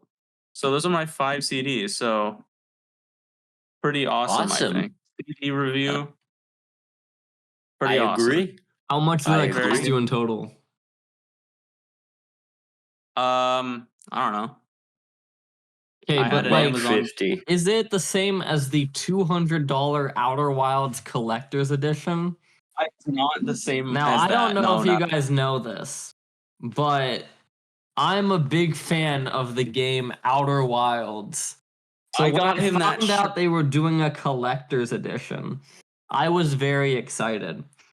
Turns out I am excited and also broke. So they Mhm. have this thing that's called the collector's edition, and it comes with like the game physical, and it comes with the necklace, it comes with the kazoo, little merit badges of all the planets, a canvas bag, and a journal. And I'm like, this is Yep. cool. It's $100. Beck, I'll pitch in. Pitch in $50. You're pitching in $50. I'll pitch in $50. What do you want from it?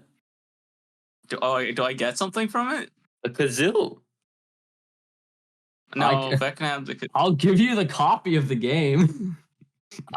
I mean, sure, I guess. And Beck, then Beck, you failed. You could have gotten $50 from Aiden.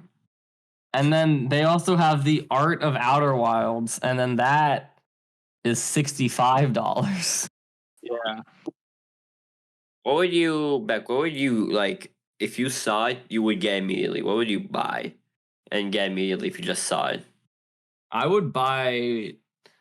To be honest, I want like a DVD set of the Owl House. I think that'd be cool. I don't know if that exists though. Like I want it in physical media. You know what? I was thinking of getting Beck, but I don't think it even exists. I would love to find like a script book of the different scripts from the Owl House. That would be cool. Yeah. That would be tight, but I don't think that exists. I was very tempted to buy a signed poster of Molly McGee the other day. Very tempted, but Beck didn't want to like share it like we were divorced parents splitting I a didn't kid. want to split a poster. I didn't see how that would work. I think Nicola, that would have been hilarious. you want to buy a Porsche? You would buy that immediately? If I had the money for it, depends which Porsche. 911? Ooh, Which one? Love that date. I don't know. Would you The pay one, for the, it? the toy car I gave you. Yeah, oh, if you pay for it, Wow. But it's only $250,000. That's easy. baby talk. Don't worry. Just save up enough. The channel will make like $250,000 Yeah, in like 4 We're years. gonna make that money back just by gambling for a knife in CS:GO. Yeah, no. We sell it, we run it back, double or nothing. Double or nothing. You just run it back like 16 Okay, times. think about it this way: if you bet $100, you can only lose $100, but you can gain $1 million. You can gain infinite money, really. Exactly, but you can only lose 100. So if you think about it, it's a net positive. Speaking of gambling, have you guys heard of this game Balatro? This game is crazy, bro. So like, okay, there's a story behind it. I want to say. So there's this game, and it's called Balatro, and I've been nonstop playing it. The I'm card pulling game. up the Okay. trailer. Here, you guys can see it. The reflection of it. And Okay, the see your trailer is reflection. literally just a black screen. Okay, so it's a card game. Of So some- it's kind of like it's the rules of poker, but it's like a roguelike, and you need to score a certain number of points where it's like a multi based on like the power of the suit, and the number of chips is based on how high the card is. and it's really fun. They have a ton of new jokers and a bunch of random cards that allow you to customize it. But this game was banned in like a ton of countries because people thought it was like actual gambling. That's great. Because like they were like, guys, this tells you how to play poker. That makes it gambling. It must be 18 plus. True. So I think our film Poker Night would also be 18 plus because we used famous poker hands such as the All In. And do we ever Famously show from the Casino cards? Royale. Nope, not really. Wait, I actually don't remember. Do we ever like reveal what We the were going cards to. are? In the animation we do. An He has, animation we do. It has 2 jacks. Yeah. And Like, Beck I have infamously 2 knows how to jacks. play It poker. has 2 I kings. do. I've actually learned a lot more about poker from playing this game. Yeah. Well, okay, while we're on the topic of cards, this segues nicely into my other thing. Do you guys know about Uno? Have you played Uno before? Yes. Yes. Okay. Have you ever thought, what if I wanted to play every single version of Uno at the At same once? time? Well, Is this may a I tease direct you for the to- special? Or you bring every No, it's single not. version of Uno? No. When the game comes out, I will 100% buy it, and I'm forcing every single one of you to play it. But there's this YouTube channel, Massacre Mansion. He designs board games, and he has decided to do the daunting task of combining every single version of Uno into one game. And so I have watched 13 different videos ranging from 26 minutes long to 40 minutes long of him just combining versions of Uno. He is at like 167 different versions of Uno combined into one game, and How do you combine Uno? he basically just like takes mechanics from different versions of Uno and puts it into regular Uno. So there's like base Uno, but then it's like, hey, this version of Uno with SpongeBob has this unique card. We'll throw that in there. This version of Uno is like Uno attack. It like shoots cards at you. We'll implement that like via a dice roll. What about this one where the cards are plastic because it's made for playing in the water? All the cards will be plastic now. Like he just incorporates every single version of Uno into one game, and it's insane, and I cannot wait for it to come out. And the game is probably going It's to be gonna like come out. he plans on like releasing it. Yeah, You can release it even. Is it copyright Uno or how is he well, going? he's changing everything. It's just not going to be Uno at that. It's not going to be called Uno anymore. Wait, Aiden, just quick thing. Can you bring Card Wars for the special next week? I mean, only 2 people can play it. What? Only 2 people can play it. I know, but that's what I'm saying, like, not for the special, but I want to play it with you. That's fine. Yeah. Because I think I would beat him. Okay. Yeah, but I have the pig in my wallet right now. He's so gonna Yeah, flop bro. the pig. He's gonna flop the pig. Floop. Oh Oh my god. Floop the pig, dude. Wow. Anyway, Beck, I you would just- recommend checking out this guy, Massacre Mansion, and all of his videos on Uno Amalgam. Speaking He's of When's it coming YouTube out? channels, Yeah. I've been watching Overanalyzing Avatar. Now, this Wow. channel is really good. It's what Nicola got into Avatar with, and I've been slowly following along with it while doing my rewatch. And I think it's really really? good. Although the guy is a bit nitpicky in a lot of places, you know. Well, Sure. yeah, but that's kind of what Well, makes it's it so good. overanalyzing Beck. So. Okay, yeah, Yeah, but that's he's the whole like, point. guys, you know, his mouth in this one frame should be like below it when actually like he starts Okay, but talking that's on the frame point. six. It's over analyzing it. He's Some of it's literally a bit scrubbing. stupid, you know. Okay, no, but that's what makes it so good. Is because Okay. he's going this in depth for no reason. It's also really annoying because he doesn't mention. It's just a cool little tip. That's like, oh my god, Momo's tail switched colors for no reason in these 3 frames. He also doesn't mention Korra at all, or like he mentions it one time, and I kind of wish he'd brought it up more and like He brought doesn't up bring like it up connections. until he starts over analyzing Korra. Okay, yeah. Yeah. But one thing I do want to say is I think every single TV show of all time should do an Ember Islands player as their second to last episode because it's such a fun idea. What's the idea? So the idea is you just do like a parody recap episode of the entire show. It was really fun. It's like the funniest episode of the entire show where they just go over the entire plot kind of to remind people what's happening before the finale, but also making fun of themselves as they're doing it. It's a very cool idea, and they execute it so well in Avatar. I wish Game of Thrones did that. You want them to spend the tones don't really fit for it, but I think it would be funny. No. There's like they all walk into a tavern and it's just someone retelling the entire Game of Thrones. But like No, there was this kid and a Joffrey. This is the Game of Thrones. Yeah.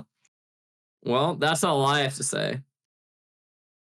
Well, I have one more thing to talk about, guys. Sorry. Uri, do you have anything else? Aiden. We can No. end. All right. Yeah. It's still so over, guys. We're still in the over phase. Leaked. The plot of the whole plot of Coyote versus Acme leaked online, verified as the actual plot of the movie, and it's so good, dude. I read it. Really? It looked very So funny. good. It's so good. I'm so mad that it's not gonna happen. Hey, David Zaslav hasn't even seen the movie, so it must be bad, right? Of course. But remember, he also really liked The Flash and thought that it was one of the best superhero movies of all time. So It was so good it made you forgot about Ursula Miller's crimes.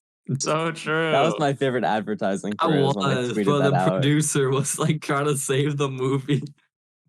The All right, costume designers are like, it's so good, you'll forget about the crimes. That's Are what I you ready? just said. Ready for me to read out this leaked plot? Yeah. Explain the joke about the law firm name because I didn't get that. What was the law firm name? We'll get there eventually. Okay. This is what the leak says. This movie is set in a Roger Rabbit type world where humans and cartoon characters live together. All animated characters are rotoscoped over the live action footage in 2D. Roger Rabbit / back in action style. Wile E. Coyote is silent the entire movie, communicating in only gestures or with signs. Like in Already Lethal Company. So peak. This movie starts with a flashback to 1985. A cartoon Peter Lorre, and it is specifically Peter Lorre, interferes with an Acme assembly line and gets thrown in a portable hole. Peter Lorre is a character from like an old Looney Tunes sketch. Flash forward to the present day. Wile E. Coyote tries one of his usual plans to catch the Roadrunner and predictably fails. He returns dejected to his cave where he sees a TV ad for a local law firm promising compensation. Inspired, he catches a bus to Albuquerque. We all know that Albuquerque is very The law important. capital of the world. No, because Breaking Bad. Bro is going to Better Call Saul for some attorney. Because Bugs Bunny says this ain't the way to Albuquerque. Come on, guys. Is that because he's a pedophile and needs a court kit? Here we meet the real protagonist, Kevin Avery, played by Will Forte, of the Avery, Jones, and Maltese law firm. It is based off. Hold on, what are their names? There's like 3 animation legends. One of them is Chuck Jones. Obviously. One of them is Michael Maltese, and then one of them is Tex Avery, which are all super important figures in the creation of Looney Tunes and Hanna-Barbera and stuff. Got it. Very important people. So this Kevin Avery, Will Forte, once an ambitious go-getter, Avery has taken the easy path and is always taking small cases and settling out of court for small sums and living in a rundown motel. He meets Wiley, who puts forward his case, intending to sue Acme Corporation for damages. In this setting, Acme Corporation is one of the world's largest conglomerates, implied to be the parent company for several real-world corporations. Doritos are specifically named as an Acme product in universe. Very funny. Avery thinks it's just going to be a small one-and-done settlement like you. Wiley secretly submits hundreds of complaints spanning his entire career with help from Paige Avery, Kevin's young, optimistic niece, interning at the firm, who idolizes Avery and dreams of becoming a lawyer herself. The legal complaints get submitted to Buddy Crane, a head lawyer for Acme and an old acquaintance of Avery, who is played by John Cena. They meet up with, and Buddy slips Avery a check of $50,000. That's a low amount of money. Drop the case, but Wiley destroys it. Okay, so he destroys the money, intending to push it all the way. Buddy then threatens. Oh wait, no. It's like Yeah, 4 Buddy separate images, right? 6 separate images. Shit. We're on image 2 now. Buddy threatens Avery that he's going to do everything in his power to destroy him and his case. Avery, inexperienced in actual court trials, desperately wants to drop the case, but the firm informs him that Acme's extortionate legal fees will bankrupt them regardless of whether or not they proceed, and they decide to move forward, expecting to lose horribly either way. The trial begins with a no-nonsense judge who has no patience for any of Wiley's cartoon antics. They humiliate themselves trying to demonstrate the faulty nature of Acme's products, and the case seems decided against them already. Wiley stays with Avery at his motel, constructing implements for some kind of secret plan of his own. Both Avery's firm and Acme attempt to find the Roadrunner and get them as a witness, but are unable to make contact. At Acme HQ, we meet the head of Acme's animated products department, Foghorn Leghorn, who instructs Buddy to get the case wrapped up ASAP before something is made public. At the motel, Avery gets a call from an Acme whistleblower, the voice of Bugs Bunny, who leads him, Wiley, and Paige to an asylum of some kind where they find Daffy Duck. Do we know if it's like actually Bugs Bunny or just the voice actor for Bugs Bunny? We'll see later. But then we go see Daffy Duck in an insane asylum, which makes a lot of sense. Avery asks Daffy about Acme, causing him to have some kind of mental breakdown. He secretly hands Avery a box and seemingly warns him about something before getting led away by nurses. When they leave, Avery finds a message, "That's all, folks," painted on his car windscreen before it suddenly gets smashed by a large boulder. That's a reference because old Looney Tunes, they used to end with the phrase "That's all, folks." They did. I don't know if you picked up on that, but it was a subtle reference. So that's how Better Call Saul should have ended. It does seem like a mystery lawyer court buddy cop fun movie. Oh, it's Hearts. Wait, did she do this? Heart. I was trying to do this. Wow. I'm mad that I can't do it. I think my computer's too old. Okay, after fleeing for their lives, they inspect the box and find a strange cartoon paint can inside, which Wiley uses to paint a tunnel on the wall, which they enter. Inside the tunnel, they message Daffy mentioning something called Project Sisyphus. But are forced to flee. Me too. We all love syphilis. They mention something called Project Sisyphus, but are forced to flee as an oncoming train before they can read further. Acme operative spying on them is revealed to be an older, bittersweet Tweety who reports to someone that they know about Project Sisyphus. Paige sees this as a potential huge break in the case, but Avery tells her not to temper with expectations. They argue, and Paige Avery that they used to look up to him, but after seeing how he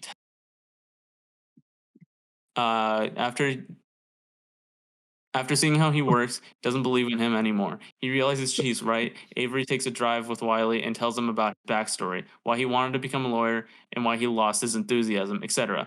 Avery went to a top legal school with Buddy. Once he passed the bar and became a lawyer for real, he couldn't win any cases despite being top of his class, and grew jaded about his own skill. Wiley takes the car off to a canyon edge and makes a show of trying to jump off the cliff to the other side, failing every time, but keeping at it.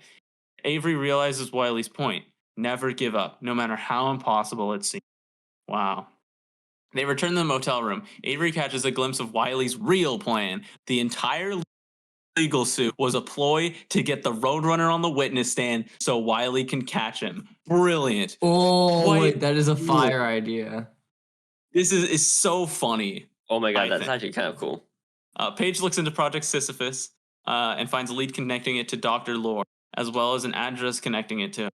Avery and Paige head there, where they meet Granny, the old woman from Sylvester and Tweety cartoons. She tells them that she was married to Dr. Lore long ago. He worked at Acme helping develop their animated products line, became dissatisfied with the work before suddenly disappearing in 1985. Granny tells them that she's recently been receiving messages from an unknown plays back a voicemail, Bugs Bunny. Avery recognizes the voice, and Granny leaves them to tape. They are secretly photographed leaving the house by Acme. At the Acme legal offices, Foghorn Leghorn tells Buddy that Avery knows too much, and he's sending in the big guns after him. An off-screen assassin throws a bomb through Paige's window, but she survives the attempt. Playing back the Bugs Bunny tape, Wiley hears something in the background and filters the sound to uncover a music track being played in the background, which Avery traces to the Albuquerque annual Carrot Festival.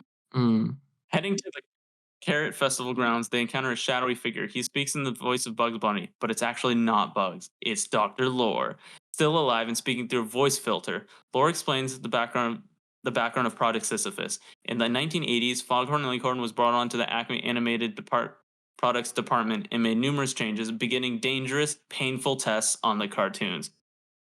Wow. Cartoon characters. He put cartoon characters and objects obey their own comical laws of physics. Project Sisyphus was an initiative of studying harnessing cartoon physics in order to improve Acme's human side products. At the expense of the cartoons, knowingly putting dangerous and faulty products to market in order to secretly study the result. Wiley is on Acme's record as a high usage user. Every single one of his failures has been by design. Whoa. Ooh. Whoa, twist. After discovering the truth about Project Sisyphus, Dr. Lore was captured and imprisoned in a hole, which Acme covered up with a story about him eloping with his secretary. Decades later, he managed to escape by sheer luck and is now in hiding in the outside. Before Dr. Lore could tell them anything, cars pull up, forcing Avery's crew to run. Next day in court, Avery asks the witness, Acme's head of PR, about Project Sisyphus. She panics, and Buddy secretly has her ejected out of the courtroom. Infuriated by the cartoon Like antics, with a chair? I didn't just press a button. Probably shoots her out. Judge declares a mistrial, and the case is. Avery, undeterred, gives a passionate speech outside the courtroom to the press, publicly denouncing Acme and Project Sisyphus. When Avery returns to his motel, a huge commotion. Avery finds from Page the speech has become a new sensation, that the case has been escalated to a congressional inquiry, with Foghorn Leghorn due to testify. Wile E. Coyote wants to go back to his cave home, but Avery convinces him to stick with him and come to the Congress hearing, lying that the Roadrunner testified in court. In their DC hotel room, Wiley finds out that Avery was lying about testifying, and they get into a huge argument. Avery calls him out, saying he used the case as a plan to catch the Roadrunner, telling him he'll never succeed in catching him. Hurt, Wiley storms out. Avery's partners tell him that the firm is officially bankrupt. Avery realizes that Wiley is gone and goes after finding a note in his plans showing that Wiley had come to consider. While Wiley roams the streets of DC And you're cutting out a bit, so you gotta. What did you just say? So Avy finds a note from Wiley saying that Wiley considers a friend. Very sad. Wiley roams the streets of DC and gets led into a trap by Tweety, leading to a whole comic chase sequence involving anvils, magic, magnets, etc. Avery catches up to Wiley, trying to apologize, but Wiley doesn't want to hear it. Tweety then tells them about how he was abandoned by Dr. Lore before Acme took him in, and Avery reveals to him it's not true. Dr. Lore was kidnapped by Acme. Realizing that Acme has been lying to him, Tweety pauses, giving them time to escape, but Avery crashes into the roadworks and gets knocked out. When he wakes up, Wiley is gone. Wiley angrily tries to hitch a ride back, but sees Acme logos everywhere and realizes he can't give up now. Avery arrives at the congressional hearing alone in rough shape. Congressman Elmer Fudd, leader of the proceedings, tries to dismiss the hearing due to Wiley's absence, but Avery interrupts, giving another impassioned speech about Wiley's tenacity and his refusal to give up and never stop hunting the Roadrunner no matter what setbacks come his way, has inspired him to turn his own life around. Wiley, who has secretly entered the room, hears the whole speech and quietly takes his seat next to Avery. Recess is called. Buddy approaches Avery in the bathroom and compliments his speech. He gives him one last chance to drop the case, handing him a $1 million check, which Avery rips up, now intending to see this case through to the end, win or lose. After the recess, Avery cross-examines Foghorn Leghorn, asking him about Project Sisyphus and accusing him of knowingly releasing dangerous faulty products and deliberately causing pain to millions of. Foghorn Leghorn rebukes him in a bitter speech, saying that Acme's technological development and progress have all been for the greater good, even if people got hurt. That cartoons are immortal anyway, so it doesn't really matter to get hurt because it's funny. And who even cares about Wile E. Coyote anyway? Ooh. Wow. Mic drop. Avery brings out a surprise witness to prove that someone does care about Wiley, the Roadrunner. The Roadrunner testifies that he has witnessed Wiley's Acme-related injuries and suffering and shows that he still sees Wiley as a friend. asking, "Are you coming back?" The Roadrunner really does care about Wiley and enjoys the chase in his own way. Wiley, finally presented with the opportunity to catch the Roadrunner, chooses not to, motivated by their friendship. Despite the testimony, Congress dismisses the case. Avery's finished. Buddy and Foghorn gleefully rub their victory. And, well, Wiley springs his trap, setting off an elaborate Rube Goldberg machine that traps Foghorn in a birdcage. Not a real victory, but a bittersweet parting shot. Avery returns to the law firm, expecting his career to be over, but finds the office swarmed with huge crowds of cartoons who all wish to press charges of their own against Acme, inspired by the news coverage of Wiley's case. Tip-off from Dr. Lord leads Avery to a cache of videotapes from Project Sisyphus, showing proof of willful negligence by Acme going back years. Dr. Lord returns home with an emotional reunion with Granny, while Tweety secretly watches. We skip forward a few months. Avery's law firm, with Paige now as a full-time member of the team, is far from bankrupt, bigger and better than ever, having becoming renowned for taking on Acme and other corporations in several cases, with federal charges against Acme expected to follow. Avery is happy, filled with a renewed sense of purpose. Wiley returns to the desert, having a friendly reunion with the Roadrunner before the chase begins again. The movie ends with "Where Are They Now" cards explaining that Foghorn and Buddy are ultimately sentenced to imprison in a low-security prison, spending most of their time playing golf. Marvin the Martian takes Foghorn's position at head of Acme Product Department. Wile E. Coyote continues to chase the Roadrunner, but has never caught him yet. Maybe someday he finally will. Or tomorrow. Okay, but like there's a thing called like double jeopardy where you aren't allowed to try someone for the same crime twice. So I don't get how finding the evidence would put the people behind bars, you know? Yes, Nicola, we're still going.